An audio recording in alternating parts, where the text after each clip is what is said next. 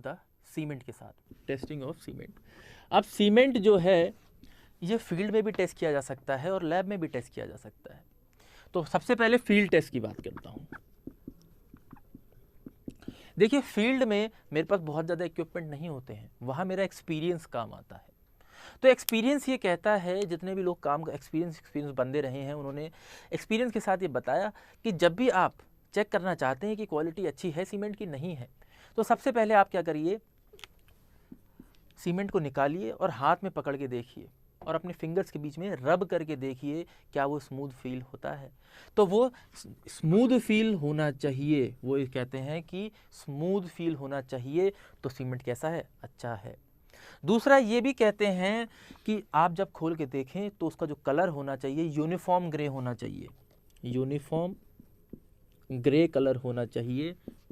क्योंकि अगर सीमेंट में कहीं पे डार्क ग्रे है, कहीं पे हल्का ग्रे है, डार्क ग्रे का मतलब क्या है, उसमें थोड़ा बहुत मॉइस्चर आ गया है और उसकी मदद से क्या ये जल्दी अपने प्लास्टिसिटी को क्या कर देगा, लूज कर देगा। इस वजह से यूनिफॉर्म ग्रे मुझे ये बताता है कि पूरा का पूरा सीमेंट एक ही जैसा है, यूनिफॉर्मिटी मेंटेन्ड है। थर्ड ये कहते हैं कि थोड़ा सा सीमेंट लो और पानी की एक बकेट में उसको डाल दो और उसमें क्या करना चाहिए, सीमेंट फ्लोट नहीं करना चाहिए बल्कि क्या कर जाना चाहिए, सिंक कर जाना चाहिए। Cement should sink in water, पानी में क्या कर जाना चाहिए, सिंक कर जाना चाहिए। इसके अलावा फोर्थ कंडीशन ये भी थी कि जब आप उसको फिंगर के बीच में रब करके देखें तो किसी भी तरह के उसमें एयर लम्प्स नहीं मिलने चाहिए। लम्प्स मतलब गांठें नहीं मिलनी चाहिए।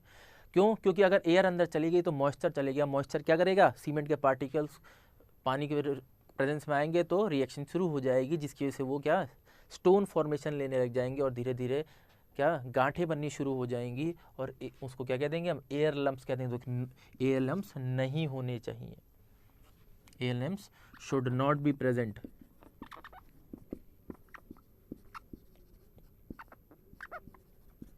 तो ये सब बातें तो किसमें, अगर आप फील्ड में हैं तब आपको ध्यान रखनी है। लेकिन लैब में अगर है, देखिए जो एक्चुअल में टेस्ट हो रहा है वो तो लैब में ही हो रहा है, ये तो सब एक्सपीरियंस के बेस पे है। लैब में टेस्ट करके देखते हैं। लैब टेस्ट कह देता हूं दूसरा। लैब में सबसे पहले जो आप टेस्ट करेंगे वो करेंगे आप fineness test. Fineness test, fineness test करना क्यों चाहते हैं? देखिए सीधी सी बात है, मैं फाइननेस का मतलब क्या है कि कितना फाइन है सीमेंट, ये समझने की कोशिश कर रहा हूं। क्यों? क्योंकि मैं जानता हूं कि मैं अगर बड़े साइज के पार्टिकल ले लेता हूं सीमेंट के और एक छोटे साइज के पार्टिकल ले लेता हूं और एक उससे भी छोटे ले लेता हूं, बड़े साइज के पार्टिकल बहुत सारे प्रेजेंट होंगे तो उसके अंदर जो वॉइड होंगे वो भी बड़े होंगे। छोटे साइज के पार्टिकल होंगे तो उसके अंदर वॉइड भी कैसे होंगे, जो खाली जगहें होंगी उनके बीच में वो भी कुछ उससे इससे छोटी होंगी। और बहुत ज़्यादा अगर मैंने छोटे ले लिए, बहुत ज़्यादा छोटे ले लिए तो वॉइड और छोटे हो जाएंगे। जितना छोटा साइज होगा वॉइड का साइज भी उतना ही छोटा होते चले जाएगा पार्टिकल के साइज के घटने के साथ। ठीक है, तो मैं ये चाहता हूं कि बहुत बड़ा साइज भी ना हो, क्योंकि बहुत बड़ा साइज होगा तो वॉइड ज़्यादा हो जाएंगे, खाली स्पेस ज़्यादा होगी अंदर और स्ट्रक्चर क्या होगा, थोड़ा हॉलो हो जाएगा, स्ट्रेंथ मुझे कम मिलेगी।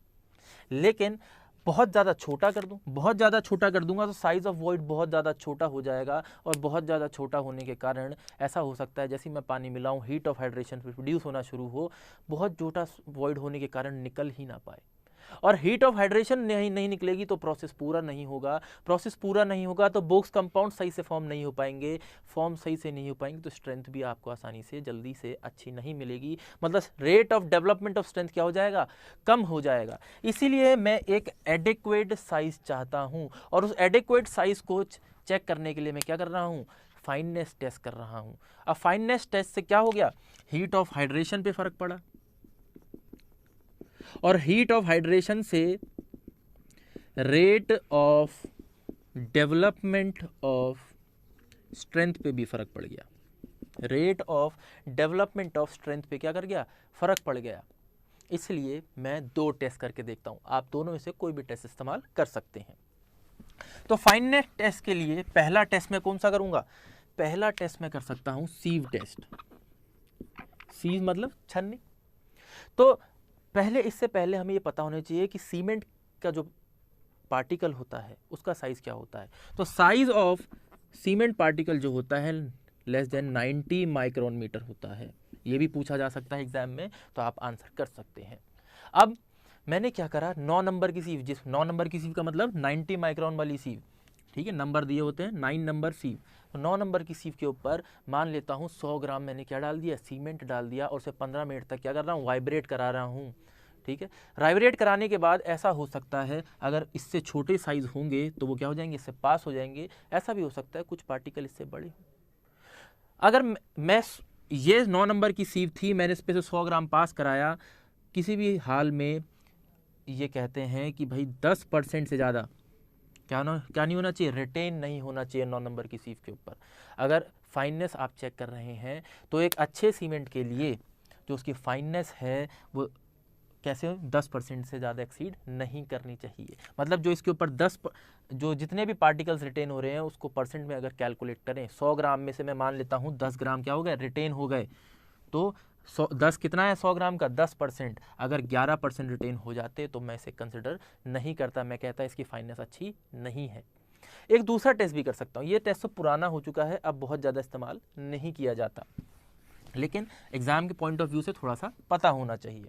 दूसरा टेस्ट जो मैं करता हूँ उसे मैं एयर परमिएबिलिटी टेस्ट बोलता हूँ, एयर परमिएबिलिटी टेस्ट।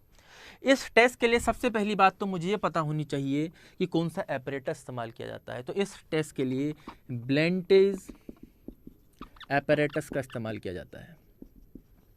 अब ये ब्लेंटेज एपरेटस कैसे काम करता है ये समझने की कोशिश करेंगे। ठीक, उसके बाद एयर परमिएबिलिटी टेस्ट का प्रिंसिपल कभी कभी पूछ लिया जाता है। वो प्रिंसिपल जो है एयर परमिएबिलिटी टेस्ट पार्टिकल के स्पेसिफिक सरफेस एरिया को ध्यान में रखते हुए किया जाता है। स्पेसिफिक सरफेस एरिया होता क्या है? स्पेसिफिक सरफेस एरिया मतलब एरिया पर यूनिट वॉल्यूम।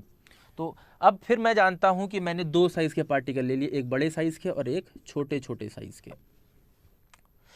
अगर मैं V वॉल्यूम, एक डब्बा है जिसका वॉल्यूम V है और एक और डब्बा है उसका भी वॉल्यूम V है, इसके अंदर अगर मैं बड़े साइज के पार्टिकल भर दूं और इसी बॉक्स के अंदर अगर मैं छोटे साइज के पार्टिकल भर दूं, किसके पार्टिकल ज़्यादा आ जाएंगे?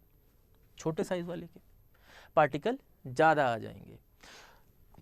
सरफेस एरिया अगर मैं एक इंडिविजुअल पार्टिकल की बात करूं, बड़े साइज के पार्टिकल का ज़्यादा होगा, लेकिन surface area per unit volume, एक वॉल्यूम के लिए अगर एक V वॉल्यूम के लिए कंसिडर करूं तो छोटे साइज के पार्टिकल्स टूट के क्या हो जाएंगे, टोटल सरफेस एरिया इनका ज़्यादा होगा। Total surface area per unit volume जो है एक वॉल्यूम के लिए छोटे साइज के पार्टिकल का क्या होगा, छोटे साइज के पार्टिकल का क्या होगा, ज़्यादा होगा। अब मैंने क्या करा, ब्लेंटेज एक एपरेटस था उसके अंदर भी इसको भर दिया। जब मैंने भरा उसके बाद मैंने क्या करा, एक साइड से एयर को पास कराना शुरू कराया।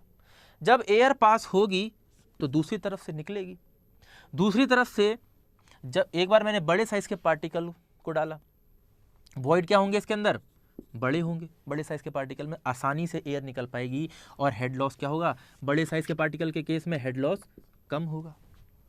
जब साइज ऑफ पार्टिकल ज़्यादा होगा तो हेड लॉस क्या होगा, कम होगा।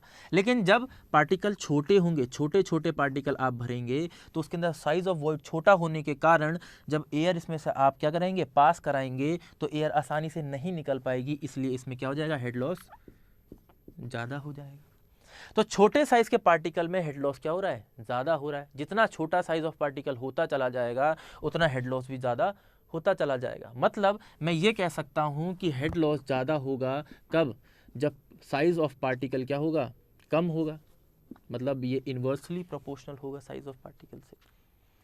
हेड लॉस क्या होगा, इन्वर्सली प्रोपोर्शनल होगा। जितना बड़ा साइज, ठीक है, साइज अगर बढ़ता चले जा रहा है तो हेड लॉस कम होता चला जा रहा है, और साइज छोटा होता चला जा रहा है तो हेड लॉस ज़्यादा होता चला जा रहा है। एक बात क्लियर हो गई, ठीक है। और मैं ये भी जानता हूँ कि स्पेसिफिक सरफेस एरिया छोटे साइज के पार्टिकल का ज़्यादा होगा और बड़े साइज का पार्टिकल का कम होगा। मतलब जिसका जितना ज़्यादा सरफेस एरिया उतना ज़्यादा हेड लॉस। एक बात समझ में आ गई। मतलब मैं सरफेस एरिया के टर्म्स में ये कह सकता हूँ कि उसकी फाइननेस कितनी है। क्यों?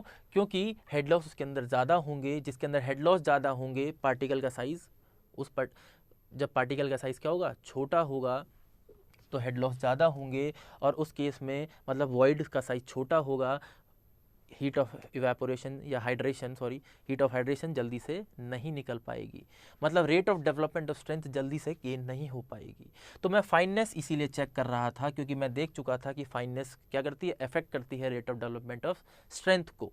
तो मैं ये कह रहा हूँ कि किसी ओपीसी के लिए, किसी एक ओपीसी सीमेंट के लिए जो आपकी स्पेसिफिक सरफेस एरिया है वो 2250 सेंटीमीटर स्क्वायर पर ग्राम से ज़्यादा नहीं होना चाहिए।